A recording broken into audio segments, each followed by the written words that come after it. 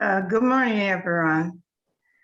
We had such a good discussion last week, and we touched on education. And I thought we can continue this discussion today. I'm going to go, my name is Marva Gillimet, and I'm going to go over the rules and guidelines.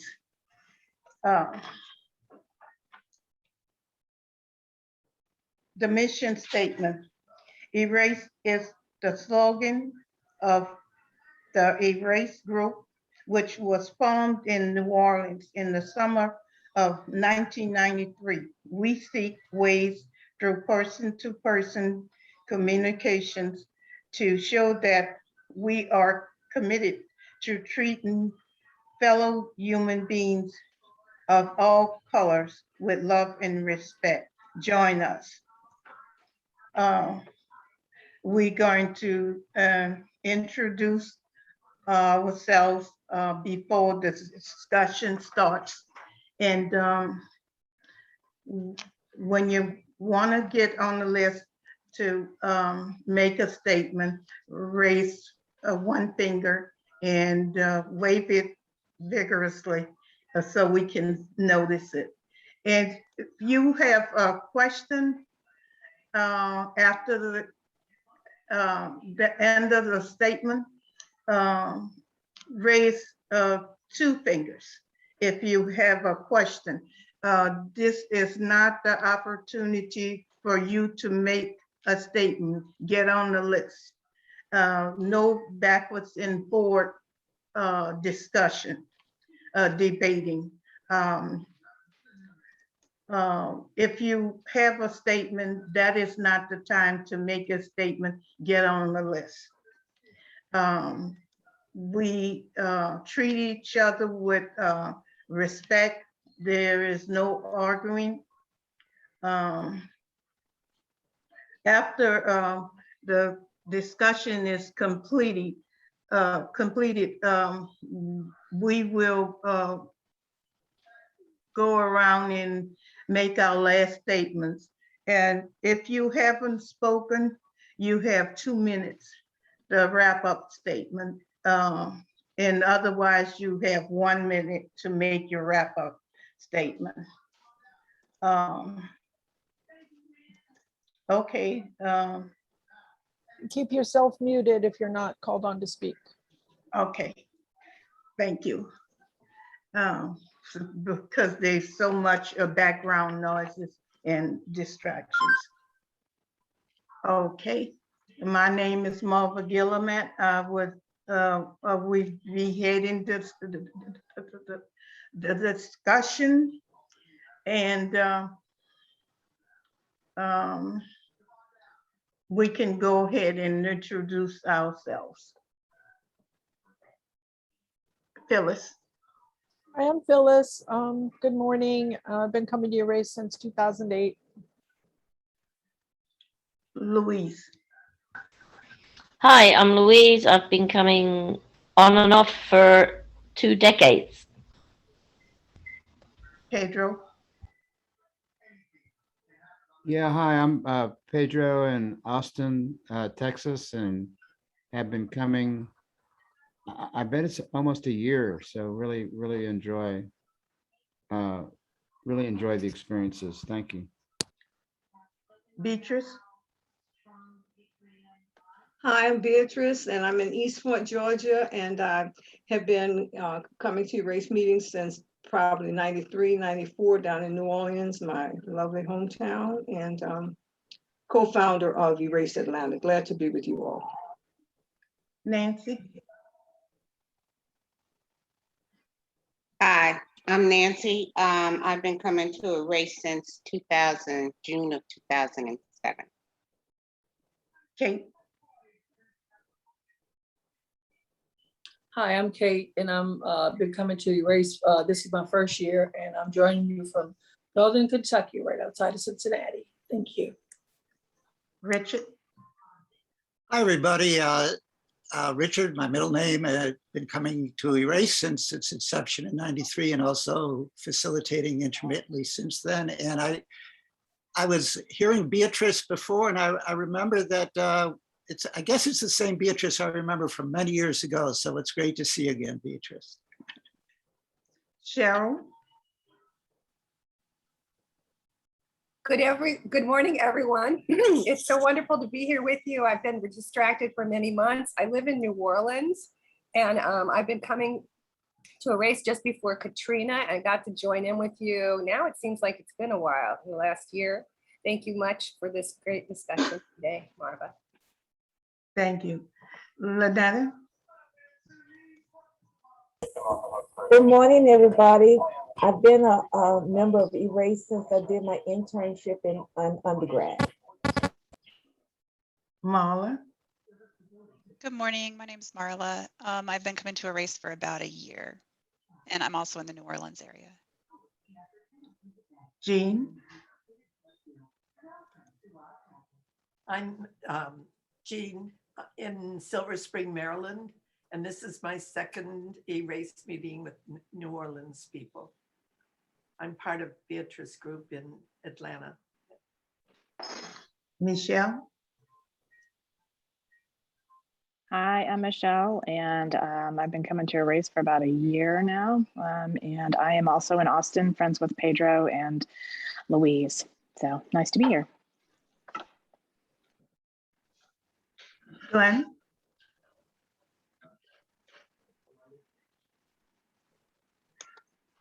I'm Glenn Abdullah. I've been coming to Erace since '94, and I'm from New Orleans.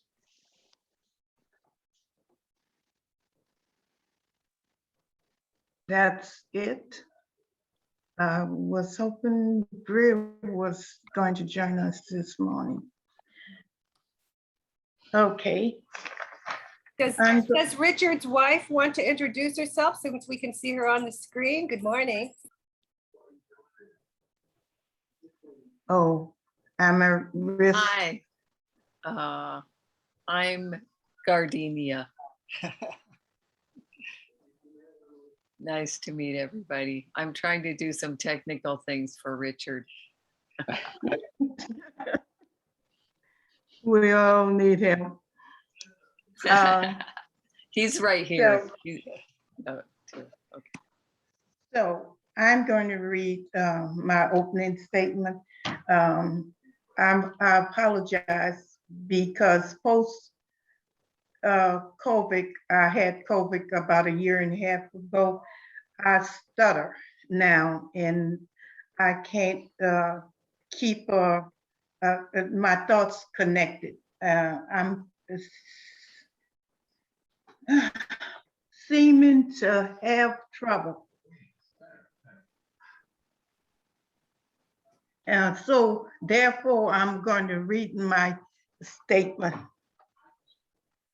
I chose this topic or / article because we touched on the absence of and end of history teaching for the ethnic groups in public schools and private schools.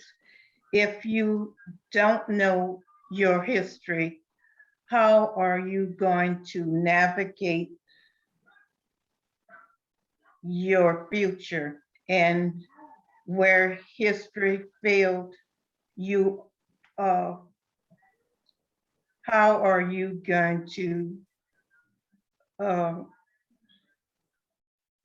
keep from making the same mistakes? We have several educators participating in our weekly discussion. We invite them to share their experience in the school system. And as a former student and parent of students, we can also share our experience. We can also share the hopes to improve our story as told through verbalizations and documentation in print as well as visual films. So that's why I thought it was important for us to explore more educational denial of our history. So the discussion is open.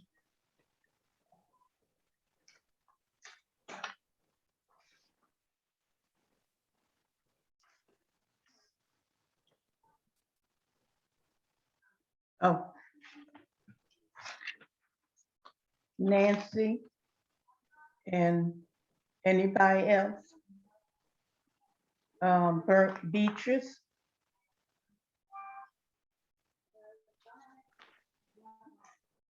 Nancy? You have the Yes, floor. I read this article and I was appalled. You know, I know sometimes, you know, I repeat myself in that when I learned about the true origin of the Statue of Liberty and you know, how I felt, I just clearly remember, very clearly remember being taught that the Statue of Liberty was given to us to welcome the immigrants, and that was not the case. And so to read that deliberately, instead of schools wanting to correct the past and correct the misrepresentations of the past, they are going even further with distorting the history of this country. And it is absolutely appalling.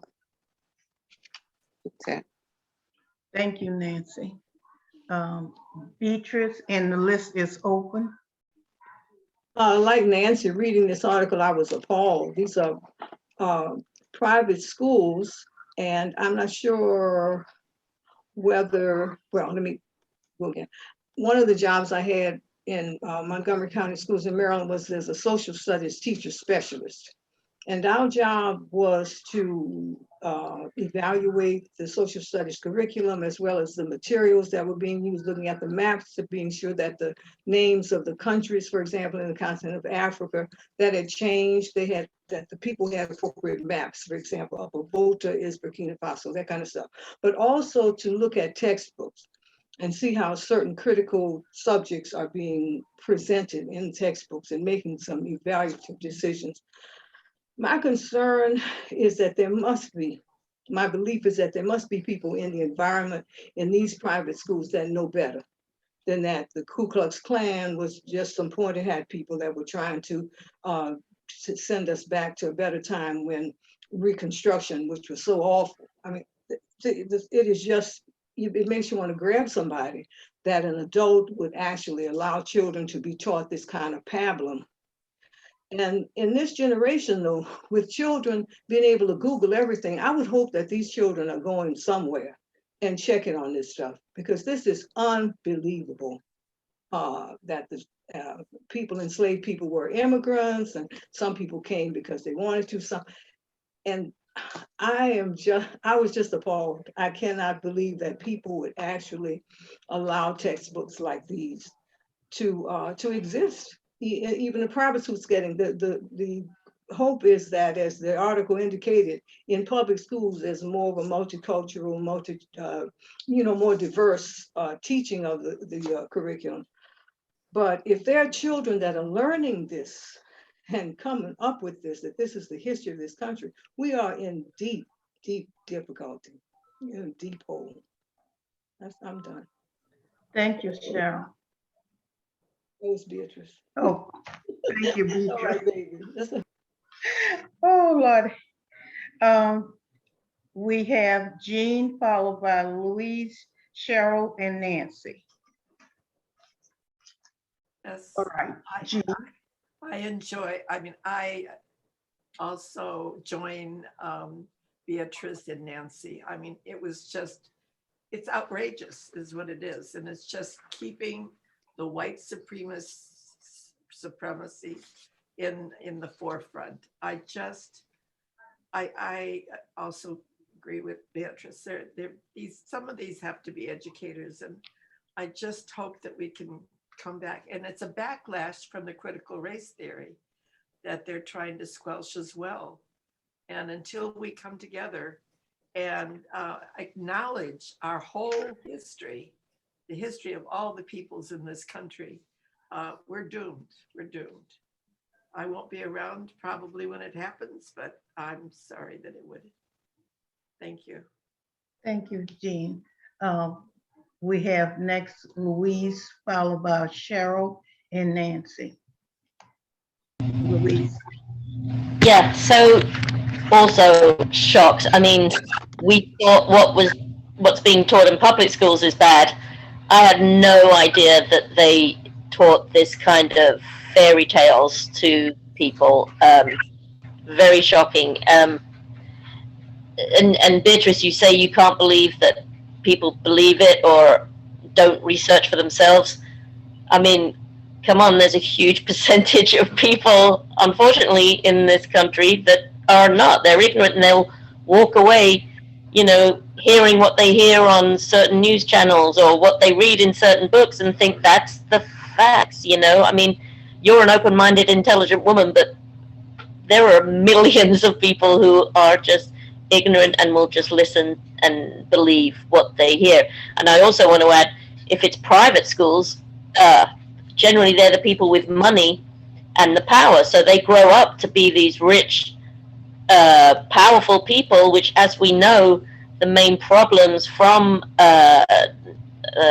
systemic racism is from the rich and powerful. So if these people truly believe, they're just completely not in the real world, and so therefore they're perpetuating this with their power and their money. It's like it's disgusting. I agree. Thank you. Now we have Cheryl, followed by Nancy, Phyllis, and Greer has joined us. I have a saying that I've been using lately with people. It's quite shocking, but it gets a good conversation going. Private schools are racism. So that's a view I really hold. In 1992, I worked in a Black-owned florist. It was very Christian. This is in Gainesville, Florida, where I got my massage degree. And the gentleman loved to listen to a radio program called Focus on the Family that was founded in 1977. Thank you, Beatrice. You know about this. It's a Christian, another right-wing, it's part of another larger right-wing Christian group that's out of Colorado Springs. Drew Brees is part of Focus on the Family. That's where his little statements came that we all got heard about. This is not new. This has been going on. This article was very good to point this out to us. This actually even goes on in public schools as well. Most textbooks come out of Boise, Idaho, which is also a very right-wing conservative group. And that's really what I have to share at this moment. Okay, Glenn has a clarifying question. What makes a private white school a racist school, and what makes a private Black school not a racist school? Pedro, I see you.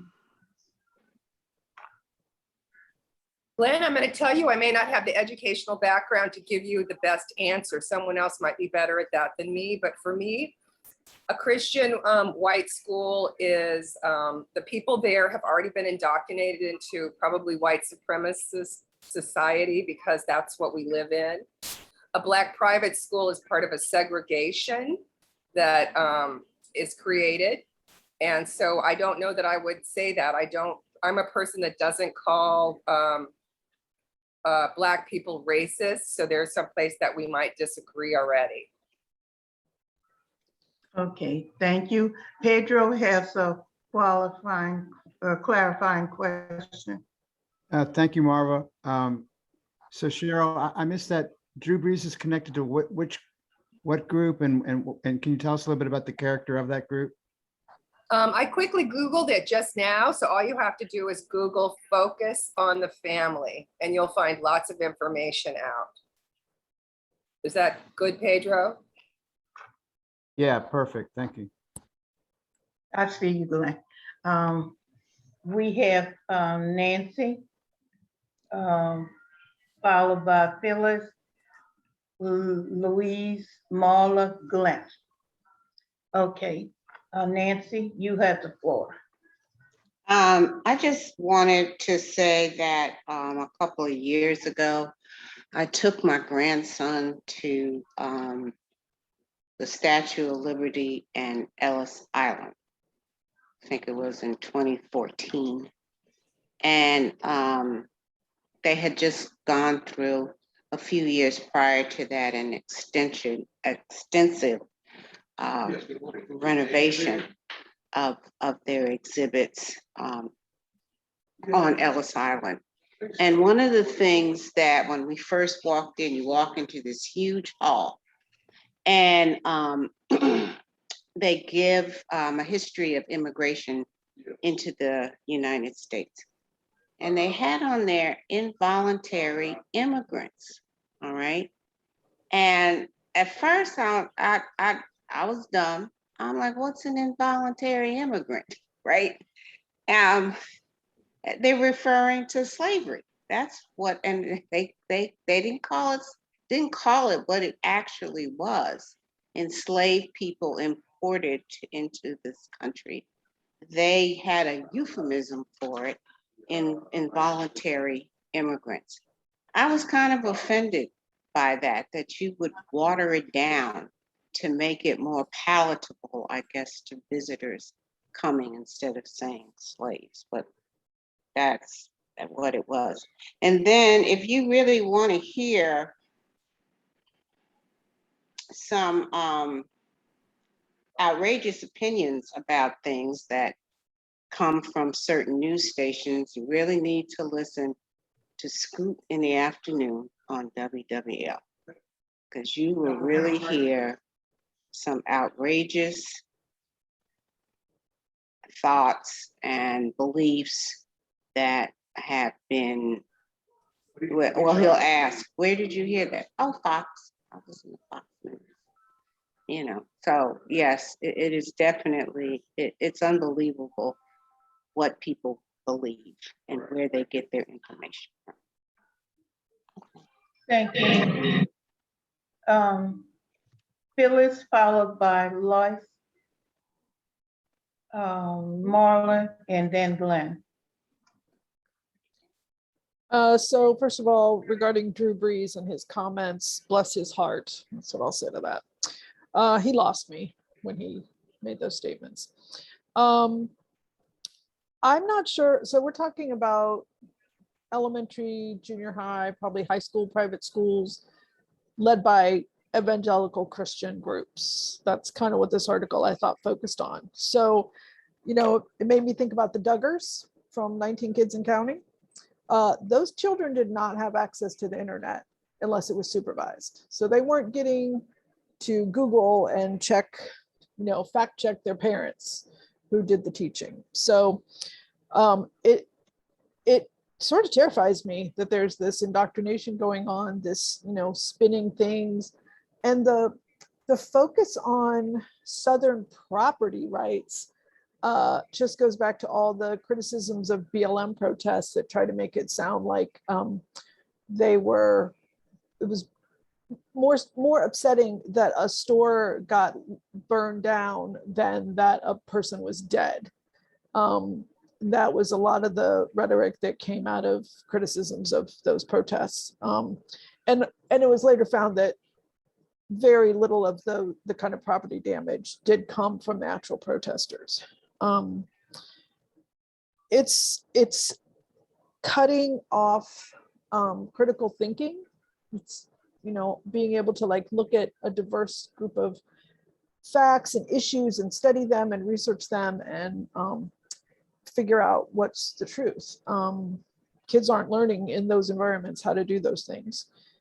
And I think it's interesting that there's a connection between the attack on CRT, which is not being taught to children, and the 1619 project, which is what they're really upset about.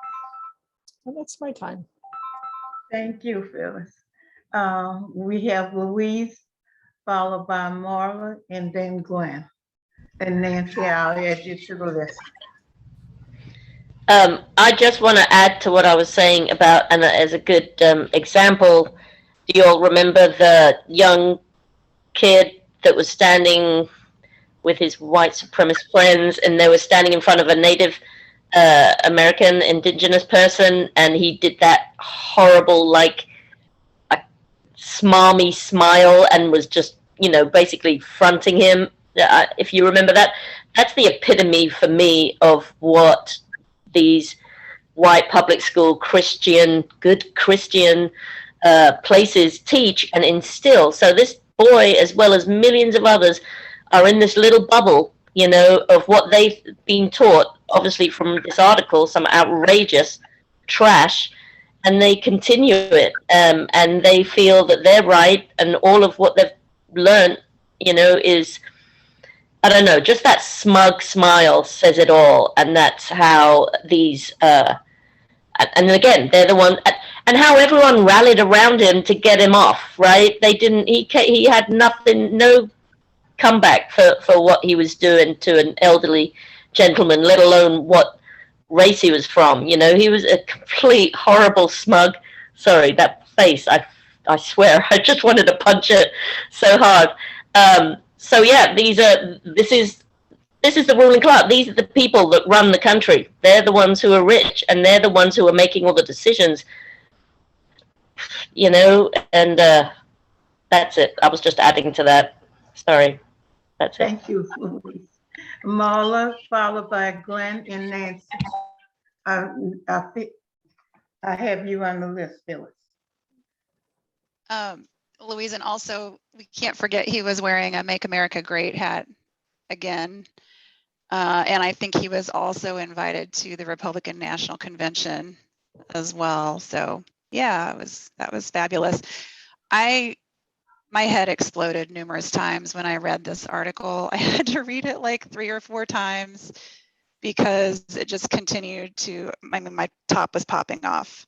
I was just thinking about the question about how we determine a racist school from a non-racist school.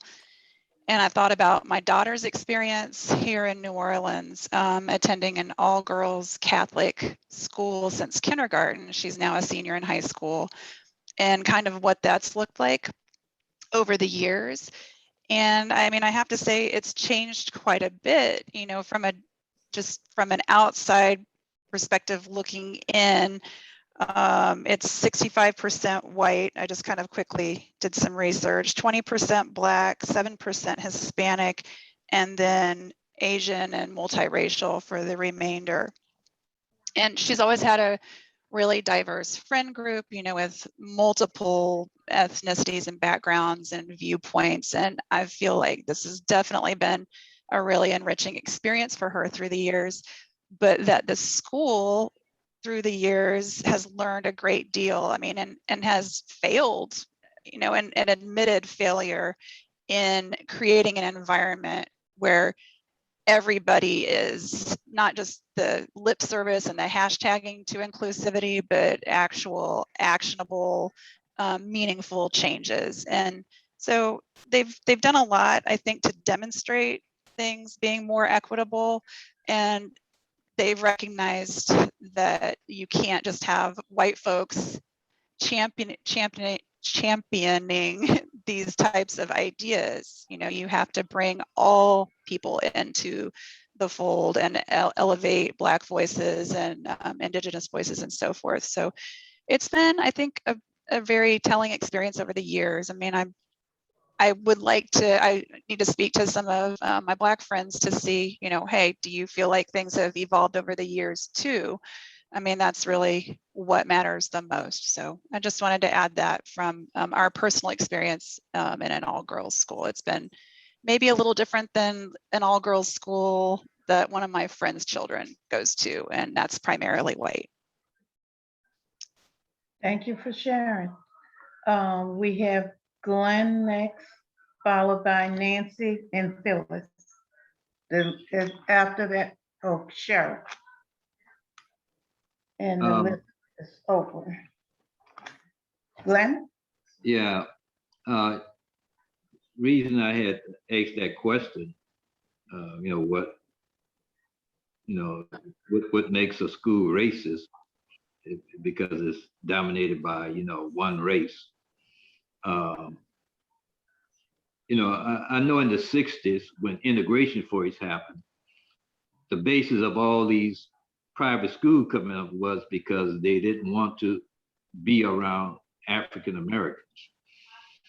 But I don't know if it just if that's the primary thing why it's like that today. That's why I was asking the question. White people would know better than I would know.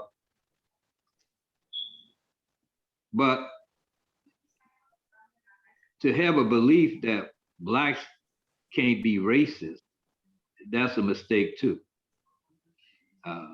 Somebody in thinking the article they had that Malcolm X was one of the top racists in America. He did teach racism, but we can't say things about any black people because you quickly get the label that you blaming the victim.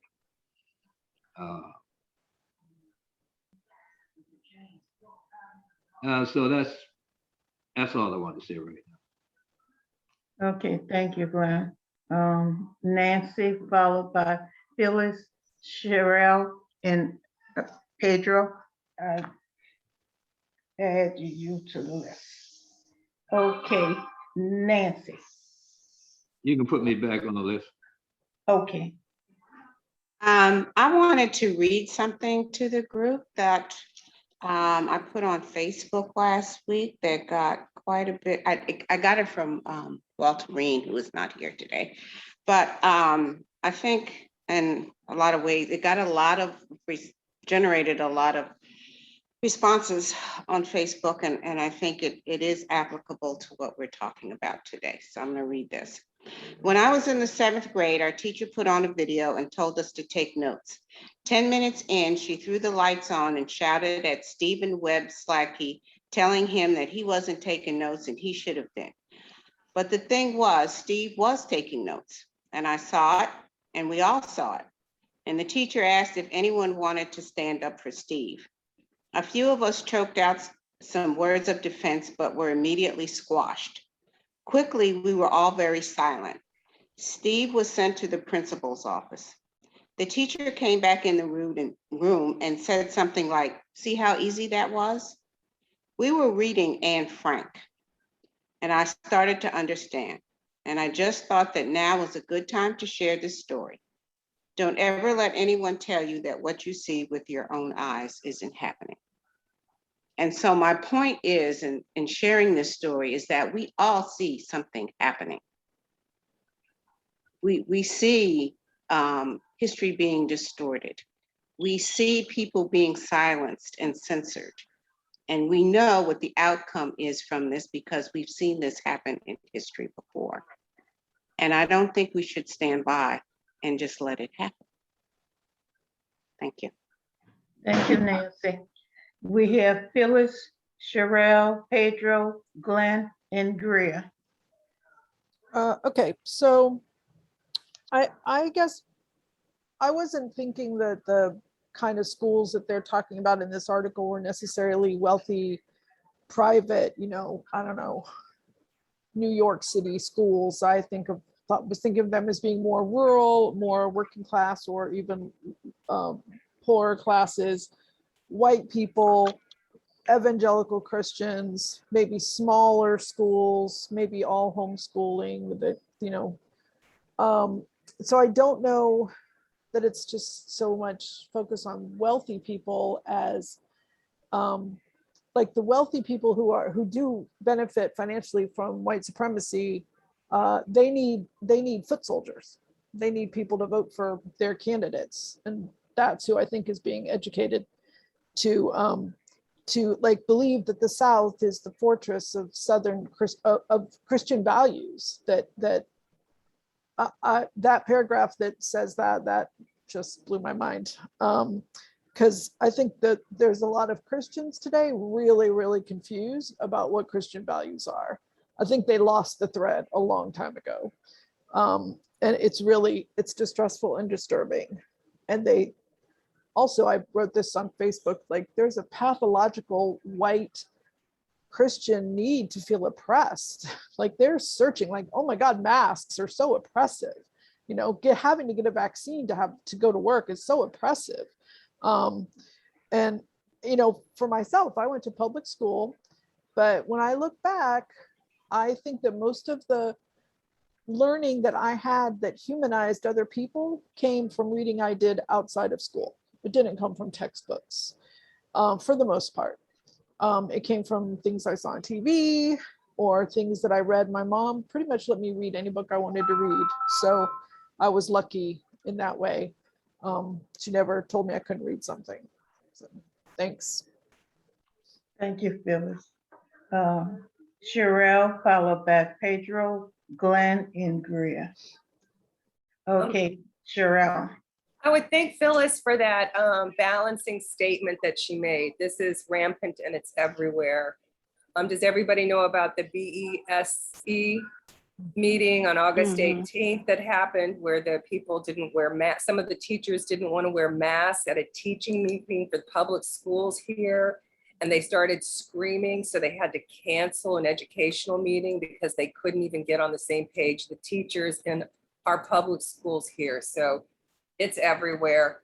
I'm going to rattle off some more letters. I think that Pedro might find these very interesting.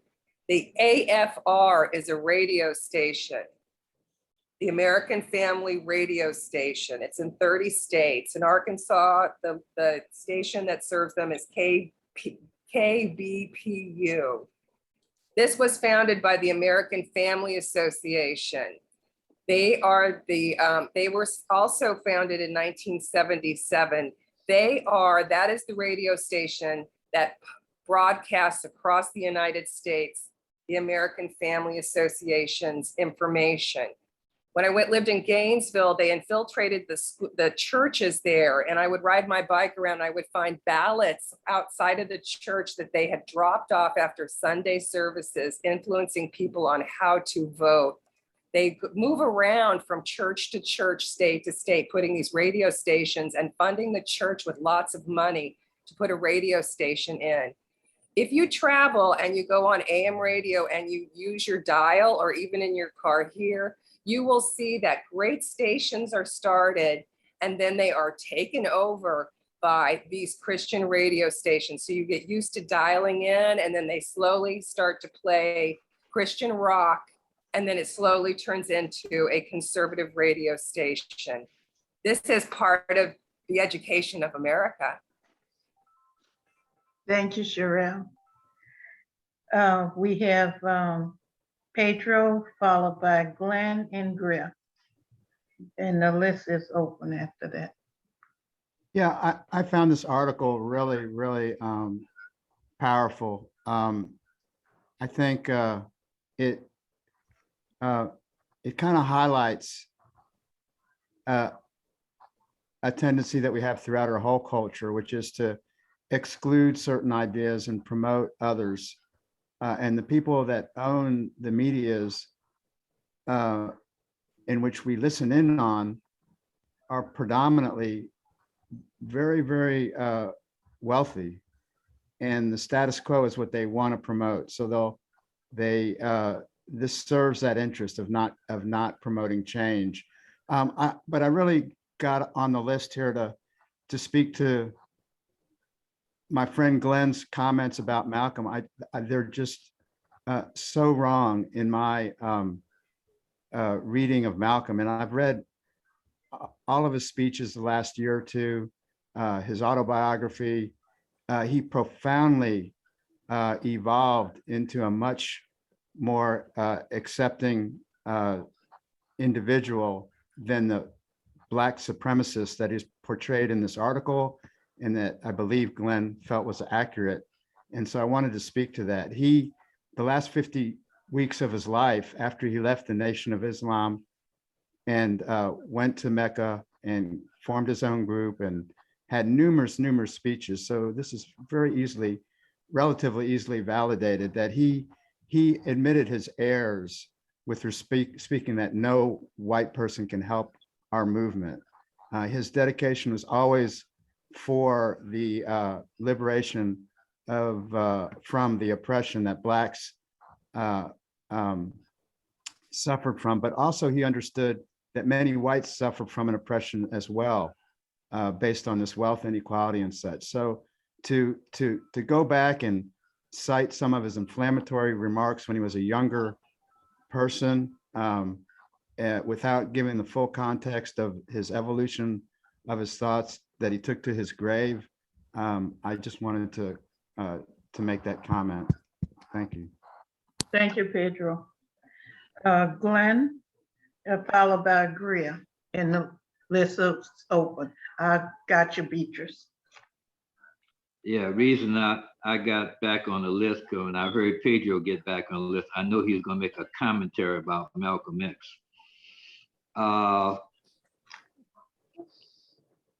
We don't know Malcolm X outside of the Nation of Islam. People quote Malcolm X for what he said in the Nation of Islam, what he done in the Nation of Islam. Very little was done. Very little of his energy was done outside of the Nation of Islam. His foundation that he led in the African American community was laid in the Nation of Islam, and it blossomed after he passed. And really, no white folks really, know what Malcolm X taught. None of these fans of Malcolm X know what he taught. I was in the Nation of Islam. I know what he taught. I know what was the philosophy of the Nation of Islam. The Black man is superior to all other races. The Black man created the white man. And another thing about private schools, a lot of African Americans don't want to send their children to public schools where Blacks are dominating. They feel it is dangerous and they want to put them in private schools. So it's not all the time that someone moved to private schools because of the color of somebody's skin, it's because they fear the dangers. When I went to school, it was nice and peaceful. I was in the 50s, but once the 60s rolled in, it became very violent in those schools. That's all I have to say. Thank you, Glenn. We have Greer, followed by Beatrice and Phyllis. Hey, good morning, everyone. I'm glad we had this article because we were focusing on what wasn't being taught. So it's nice that we actually get to see what's actually being taught in some of these textbooks. But I find it ironic, people are fighting against critical race theory, which has never really been used, but this is the exact opposite. It's being allowed, but the government is saying nothing about it. And these schools get funding from the government. Our tax dollars help this school and these schools to do what they're doing. But nobody's saying anything about that. And Malcolm X. I read his biography. Can't say I knew the man, but what I got from him, and everybody has their own opinion. I say he was about us being self-sufficient, relying on us. And my uncle says that all the time. If we as Black people, we can do this. That's what I took from Malcolm X. Because I wouldn't say he was racist because he didn't have the power to change not one person's white life, where they went to school, where they lived. how they voted, their access to health care. If you want to call him racist, he was racist in theory because he had no power to control that. And as for the school systems, like with the HBCUs, they were created because African Americans weren't accepted into white colleges. And we know this through history. James Meredith and a whole bunch of other people who tried to get higher education. But the one thing HBCUs never do, they don't deny anybody who want to come to them. I've gone part of my college career. Well, my time in college, I went to Southern University for 2 years before I transferred to another university. We had Indian students, we had Vietnamese students, we had white students. We had every type of student you could possibly think of. Our segregation systems are generally created when we're denied access to what we should have access to due to us paying. Greer, you want to get back on the list? No, I'm good, thank you. If I want to get on, I'll let you know. Okay. I had two Hey. fingers up. Okay, I missed that. I'm sorry. Oh, I can have you down for a question. Glenn, All right. Pedro, I see you. Greer, what words?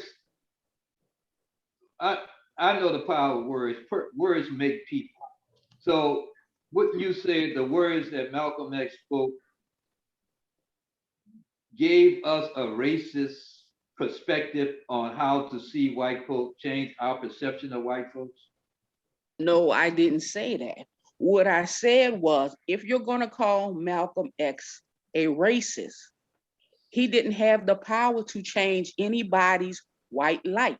So if you're going to call him a racist, I'd say he was a racist in theory. What I took from Malcolm X was he was about Black first, which everybody is about their culture first, so that shouldn't be a wrong thing. Secondly, he was about us doing for self, and that's what you talk about all the time. Remember, you're my uncle, so I hear what you say. I don't agree with everything you say, but I feel you 100% of what you say.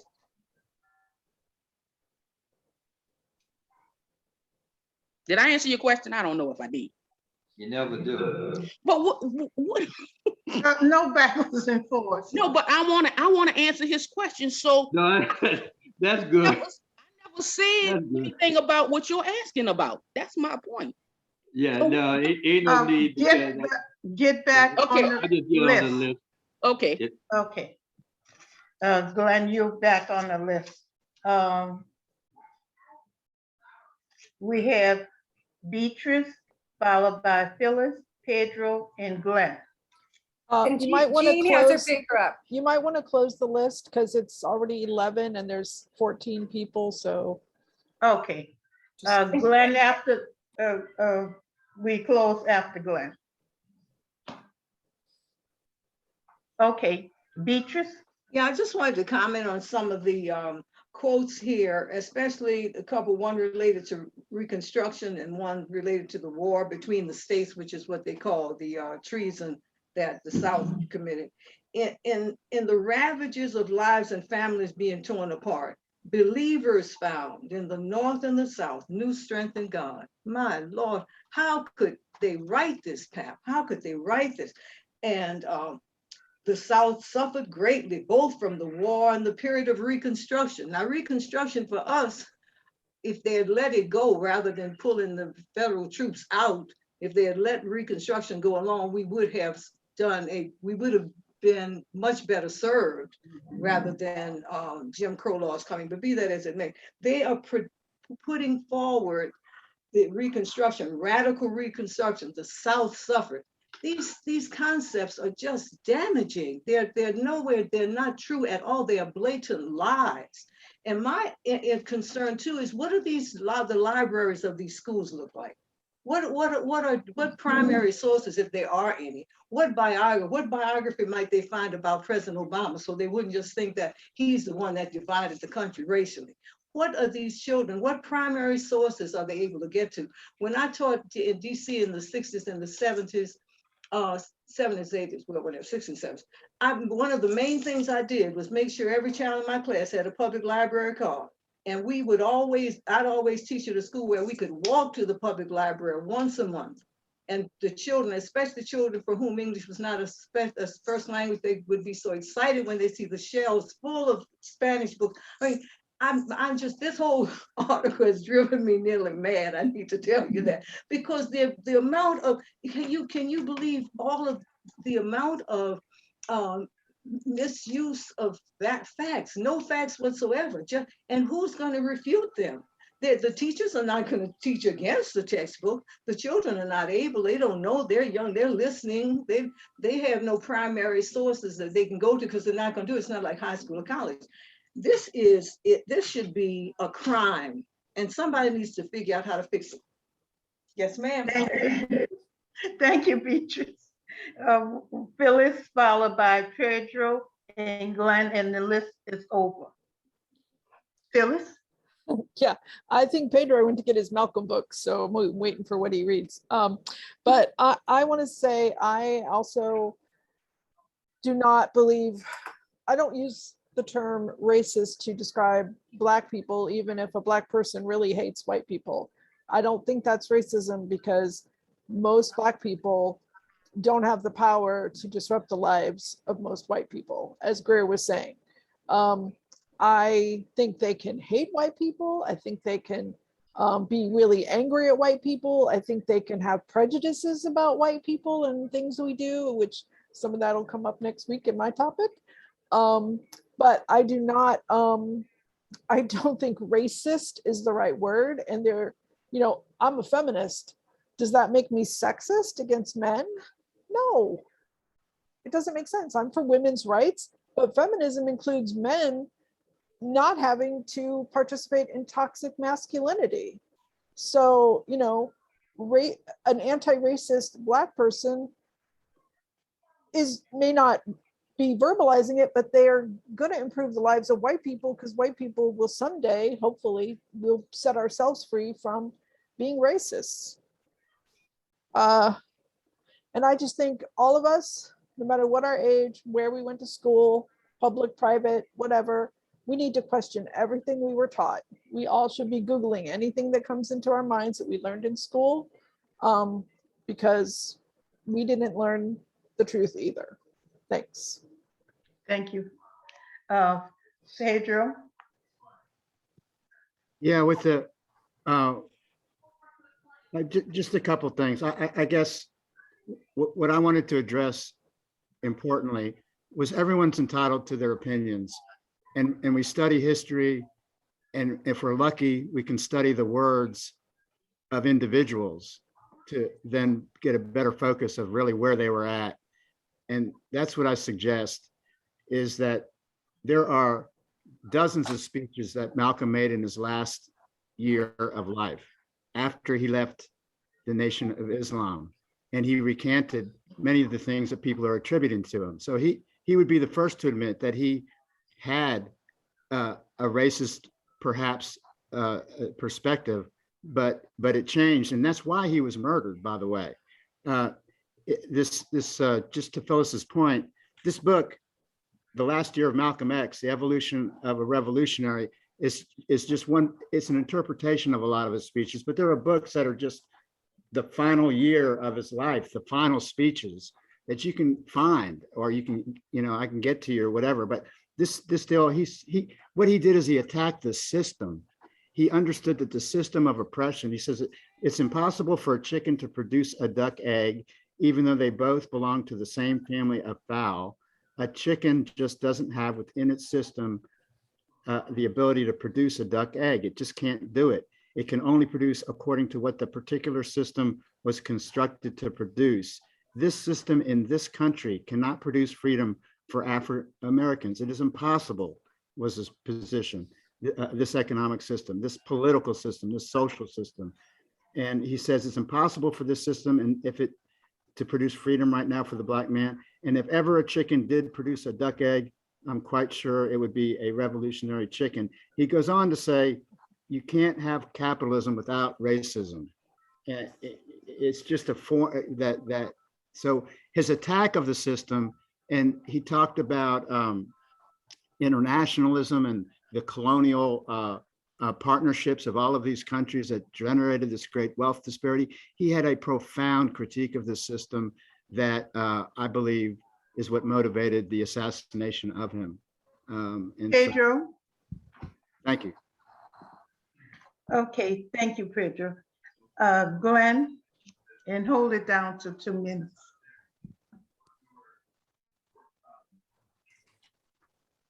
Well, all these is like I say, you know, you can become a fan of a person. Now I love Malcolm X. You know, I really love him because he spoke to my spirit. And but you know, just like him, I recanted the things that I did as a member of the Nation of Islam, selling the newspaper door to door, and teaching people, bringing people out to the temple where you would really hear what we really thought. And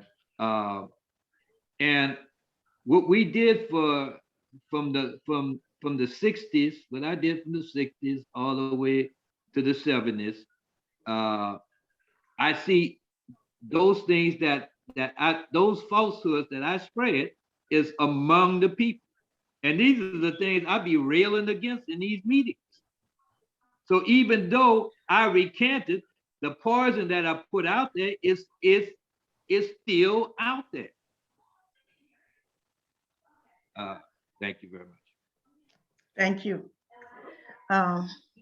We're going to begin the wrap up. If you haven't spoken, you'll have 2 minutes. Oh, Greer has a clarifying question for you, Glenn. Greer? What do you recant? What do you feel bad that you did then? I mean, some examples could you give us? Oh, to look at white people as devils. All of them are devils. Also, look at America as not my country. I could go on and on, but you know that's good enough.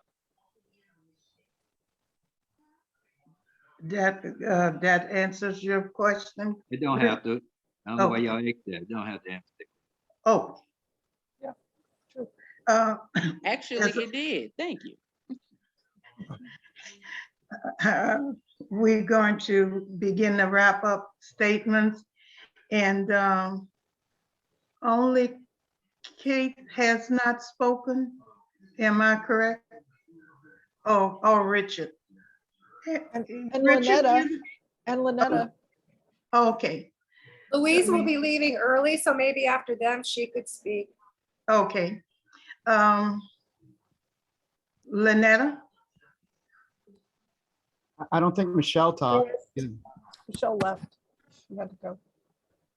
Yes, this is a good article that you picked out, and I'm appalled at what that's what in these private books, and this is what I shared with y'all last week. I went to a private, a Catholic high school, and I shared with y'all what was in my history book. So I'm not surprised to read this in this article, and this is just giving me more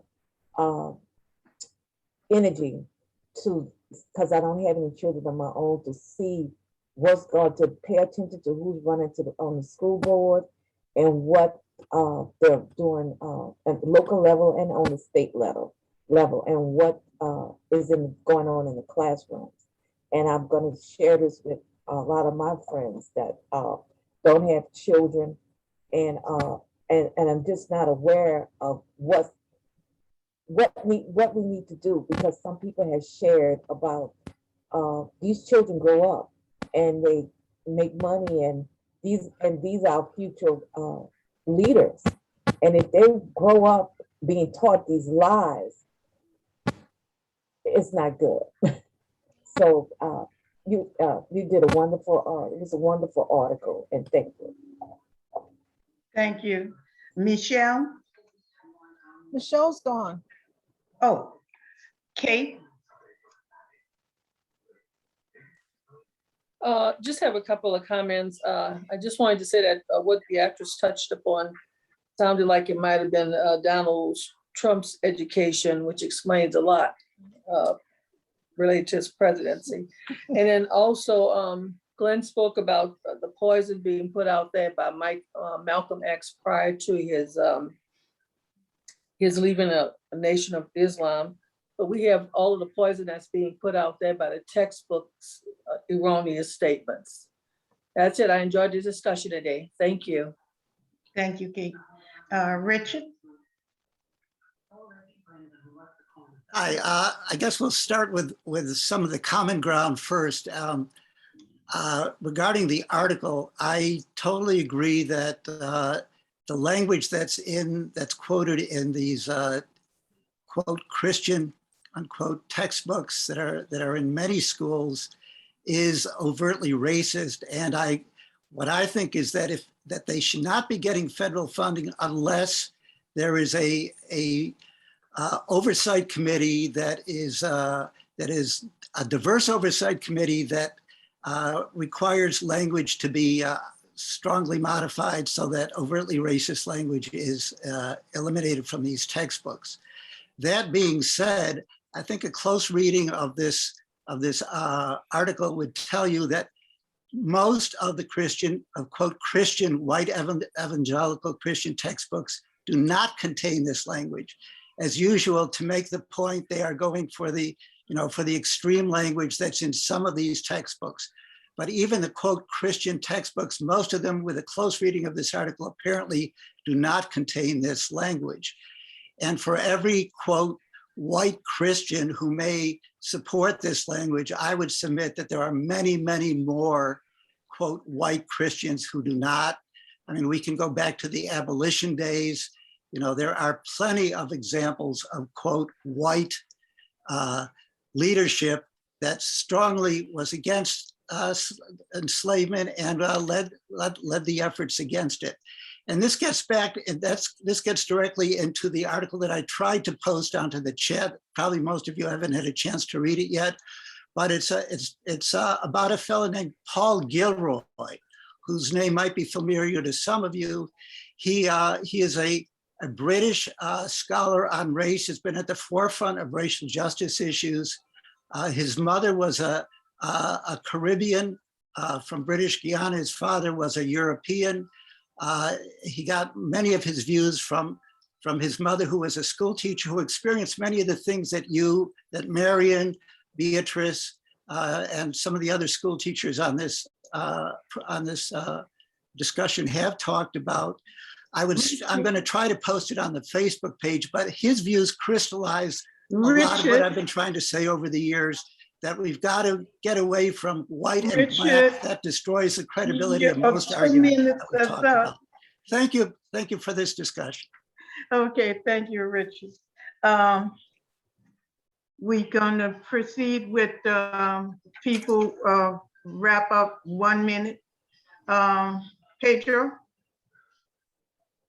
Hey, thanks for allowing me to share this information. I wanted to just indicate how important I think Marla's comments were about her experience with her daughter growing up, and I really think that's the role parents have to play. That we just can't count on our school systems, our medias, and that thing to really get the full light out there. So just guiding our children to just develop critical thinking and really looking things up and reading the words of persons rather than what people say about persons will, I think, get you closer to the truth. So thank you for the discussion. I hope I wasn't too focused on Malcolm, but thank you. Thank you. Beatrice? Great conversation, disturbing article, but good to have this information. And thanks to you for your facilitation, and thanks to everybody. Enjoyed talking with you. Thank you. Nancy?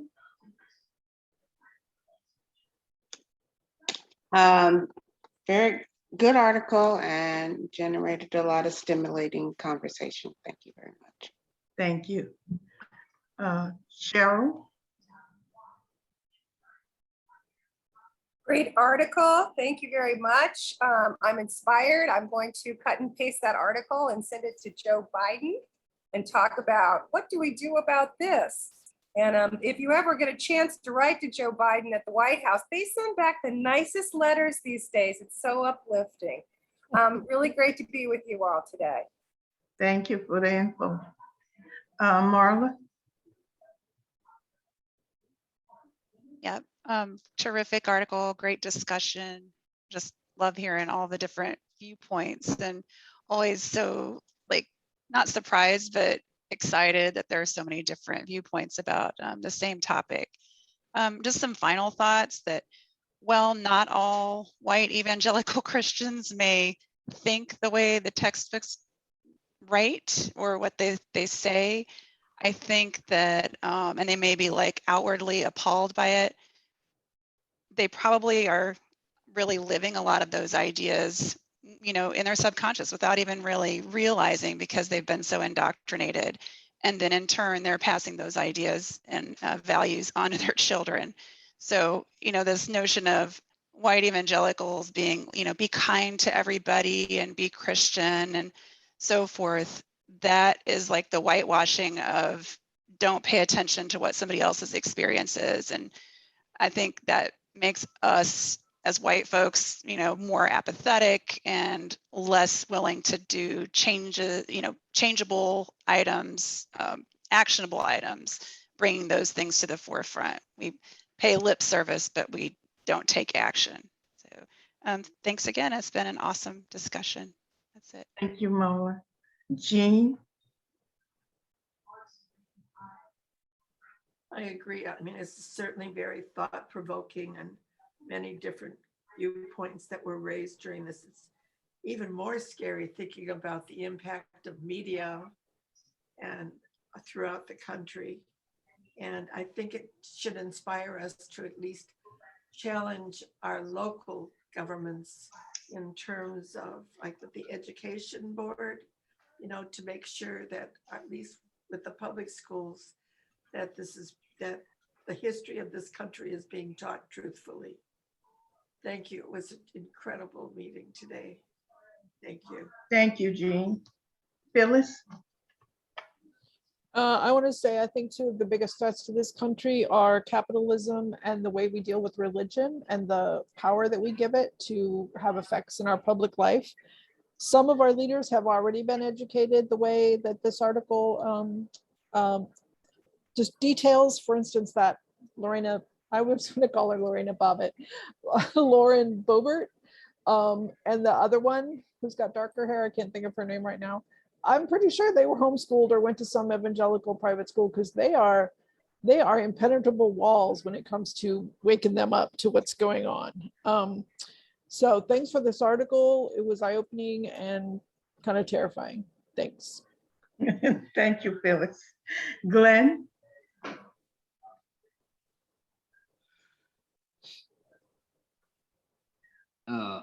Yes, I enjoyed the article and I enjoyed my talk with Pedro.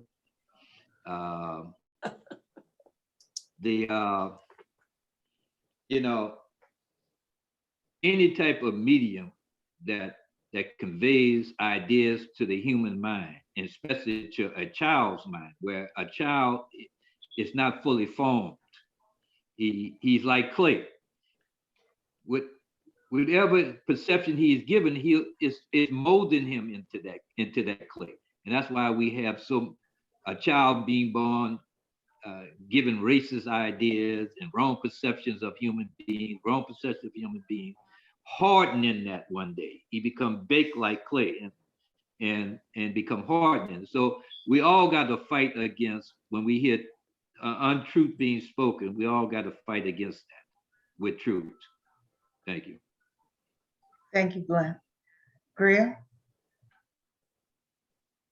Well, this just goes to show you, like with everything, the government is broken and there's no continuity with anything. when it comes to the people. You have us funding these schools, but at the same time, they're allowed to teach what they want because they have no oversight, while public schools they're running to the ground. All education needs to be augmented. Parents have to engage their children. And if your kid's in school and you don't know what they're teaching them, honestly, that's on you. You send your child to school to learn, but they learn more from you than they're going to learn from the school. That's it. Thank you. Thank you, Greer. Must say, Greer recommended this article. So kudos goes to her and not me. And I thought it was, after I read the article, it was a continuation of the critical race thinking, which we discussed. And I thought it was a good article because it dealt with education of our young minds. I'm just going to read some talking points I had written along my notes. The church failed as a whole to aid and educate people who were enslaved. Christianity played a part even today in hiding and covering up slavery. The PTA, Parent Teachers Association, was known in my day. We met, the parents met once a month at their child's school to do planning and to deal with problems. And my note said, do parents have the right to govern what's taught to their children in school? Is there a board or committee designated for curricular planning and development? That was a question.